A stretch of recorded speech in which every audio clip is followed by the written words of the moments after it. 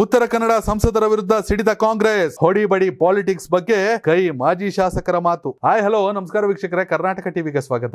ನಾನು ಯೋಗೇಶ್ ಈಶ್ವರ್. ವೀಕ್ಷಕರೇ, ರಾಜ್ಯ ರಾಜಕೀಯದಲ್ಲಿ ಒಂದೇ ಚರ್ಚೆ. ಲೋಕಸಭಾ ಚುನಾವಣೆ ಸಂದರ್ಭದಲ್ಲಿ ಅನಂತ್ ಕುಮಾರ್ ಹೆಗಡೆ ಉತ್ತರ ಕನ್ನಡದ ಸಂಸದರ ಹೇಳಿಕೆಯ ಬಗ್ಗೆ ಅತಿ ಹೆಚ್ಚು ಚರ್ಚೆ ನಡೀತಾ ಇದೆ ಕಾಂಗ್ರೆಸ್ ವಲಯದಲ್ಲಿ. ಯಾಕಂದ್ರೆ ಅವ್ರದ್ದೇ ಸರ್ಕಾರ, ಕಾಂಗ್ರೆಸ್ ನಾಯಕರುಗಳಷ್ಟೇ ಅಲ್ಲ, ಕಾಂಗ್ರೆಸ್ ಸಚಿವರುಗಳಷ್ಟೇ ಅಲ್ಲ, ಕಾಂಗ್ರೆಸ್ನ ಮಾಜಿ ಶಾಸಕರುಗಳು ಕೂಡ ಅನಂತ್ ಕುಮಾರ್ ಹೆಗಡೆ ಅವರ ವಿರುದ್ಧ ಮುಗಿ ಬೀಳ್ತಿದ್ದಾರೆ.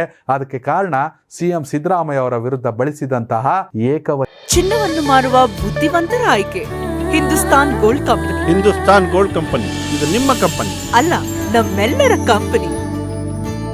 ವಚನದ ಪದ ಮಗನೇ, ಇದು ಅವರವರ ಸಂಸ್ಕೃತಿ.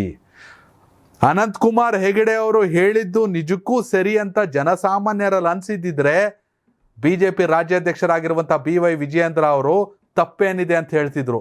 ಆದ್ರೆ ವಿಜಯೇಂದ್ರ ಅವರೇ ಹೇಳವ್ರೆ, ಬಿಜೆಪಿಯ ರಾಜ್ಯಾಧ್ಯಕ್ಷರೇ ಹೇಳವ್ರೆ ಈ ಮಾತನ್ನ. ಆ ಹೇಳಿಕೆಗೂ ಪಕ್ಷಕ್ಕೂ ಸಂಬಂಧ ಇಲ್ಲ ಅಂತ.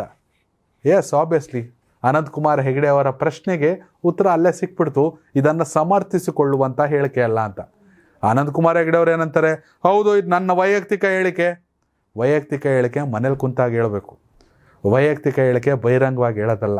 ವೈಯಕ್ತಿಕ ಹೇಳಿಕೆ ಆದರೆ ಮಾಜಿ ಆದ್ಮೇಲೆ ಹೇಳ್ಕೋಬೇಕು. ಒಬ್ಬ ಸಂಸದರಾಗಿದ್ಕೊಂಡು ಪ್ರಧಾನಿ ಮೋದಿಯನ್ನ ವಿಶ್ವ ಗುರು ಅಂತ ಜನ ನೋಡ್ತಿದ್ದಾರೆ. ಅವರ ಸಂಪುಟದಲ್ಲಿ ಸಚಿವರಾಗಿದ್ದವರು, ಅವರದೇ ಪಕ್ಷದಲ್ಲಿ ಮೇಲಿಂದ ಮೇಲೆ ಗೆದ್ದು ಸಂಸದರಾಗಿರುವಂಥವರು, ಹಾಲಿ ಸಂಸದರು ಲೋಕಸಭಾ ಚುನಾವಣೆಯ ಸಂದರ್ಭದಲ್ಲಿ ಬಳಸಿದ ಪದ ಸರಿ ಇಲ್ಲ ಅಂತ ಕಾಂಗ್ರೆಸ್ಸಿಗರು ಹರಿಯಾಯ್ತಿದ್ದಾರೆ. ಅವ್ರು ಏನು ಬಳಸಿದ್ರು, ಮಗನೇ ಪದ ಒಂದ್ಸಲ ಕೇಳ್ಬಿಡಿ. ಎಸ್, ಈ ಹೇಳಿಕೆಗೆ ಕಾಂಗ್ರೆಸ್ನ ಮಾಜಿ ಶಾಸಕ ಎಸ್ ರಾಮಪ್ಪ ಅವರು ವಾರ್ನಿಂಗ್ ಕೊಟ್ಟವರು ಅನಂತ್ ಕುಮಾರ್ ಹೆಗಡೆ ಅವ್ರಿಗೆ. ಏನಂದ್ರೆ, ಅನಂತ್ ಕುಮಾರ್ ಹೆಗಡೆ ಎಲ್ಲಿ ಸಿಗ್ತಾನೋ ಅಲ್ಲೇ ಹಿಡಿದು ಹೊಡಿತೀವಿ. ಅವರು ಅಂದರೆ ಅವ್ರನ್ನ ಮೀರಿಸ್ದಂಗೆ ಕೊಟ್ಟವ್ರು. ಇವ್ರ ಬಾಯಲ್ಲೆಲ್ಲೋ ಮಗನೇ ಅಂತ ಬಂದಿಲ್ಲ, ಬಟ್ ಎಲ್ಲಿ ಸಿಗ್ತಾರೋ ಅಲ್ಲೇ ಹೊಡಿತೀವಿ ಅಂತ. ಈ ಹಿಂದೆ ವಿಧಾನಸಭಾ ಚುನಾವಣೆ ಸಂದರ್ಭದಲ್ಲಿ BJP ಅಶ್ವಥ್ ನಾರಾಯಣ ಅವ್ರನ್ನ ಮಾತು ಹೇಳಿದರು, ಉರಿಗೌಡ ನಂಜೇಗೌಡ ಟಿಪ್ಪು ಸುಲ್ತಾನ್ ಹೆಂಗೆ ಹೊಡೆದ್ರೋ ಹಂಗೆ ಸಿದ್ದರಾಮಯ್ಯನವ್ರು ಹೊಡೆದಾಕಿ ಅಂತ. ಆದರೆ ಅವರು ಹೇಳಿದ್ದು ಚುನಾವಣೆಯಲ್ಲಿ ಸೋಲಿಸಿ ಅಂತ, ಬಾಯಲ್ಲಿ ಬಂದ ಪದ ಹೊಡೆದಾಕಿ ಅಂತ. ಅದು ಎಂಥ ದೊಡ್ಡ ಕಾಂಟ್ರವರ್ಸಿಯನ್ನು ಹುಟ್ಟು ಹಾಕಿತ್ತು ಎಲ್ಲರಿಗೂ ಗೊತ್ತು. ಅಶ್ವಥ್ ನಾರಾಯಣ ಸಿದ್ದರಾಮಯ್ಯನವ್ರು ಹೊಡೆದಾಕಿ ಅಂದರೆ ರಾಜಕೀಯವಾಗಿ ಸೋಲ್ಸಾಕಿ ಅಂತ ಹೇಳಿದರು, ಕಾಂಟ್ರವರ್ಸಿ ಆಗಿತ್ತು. ಈಗ ರಾಮಪ್ಪ ಅವರನ್ನು ಎಲ್ಲಿ ಸಿಗ್ತಾರೋ ಅಲ್ಲೇ ಹೊಡೆದಾಕ್ತೀವಿ.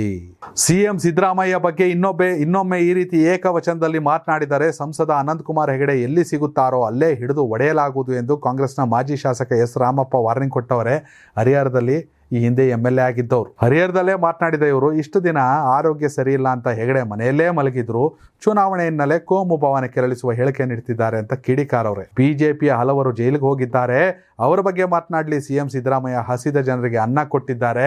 ಸಿದ್ದರಾಮಯ್ಯ 2 ಬಾರಿ CM ಆಗಿದ್ದರು, ಯಾವುದೇ ಕಪ್ಪು ಚುಕ್ಕೆ ಇಲ್ಲ.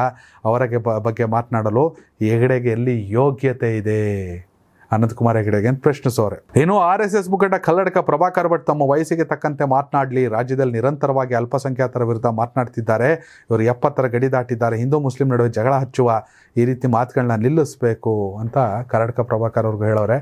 ಒಟ್ಟಿನಲ್ಲಿ ಅನಂತ್ ಕುಮಾರ್ ಹೆಗಡೆ ಅವ್ರು ಹೇಳಿದ ತಪ್ಪು, ಈಗ ರಾಮಪ್ಪ ಅವ್ರು ಹೇಳಿದ ತಪ್ಪು ಅಂತ ಹೇಳಬೇಕು, ಸರಿನಾ ಸರಿ ಅಂತ ಹೇಳಬೇಕು.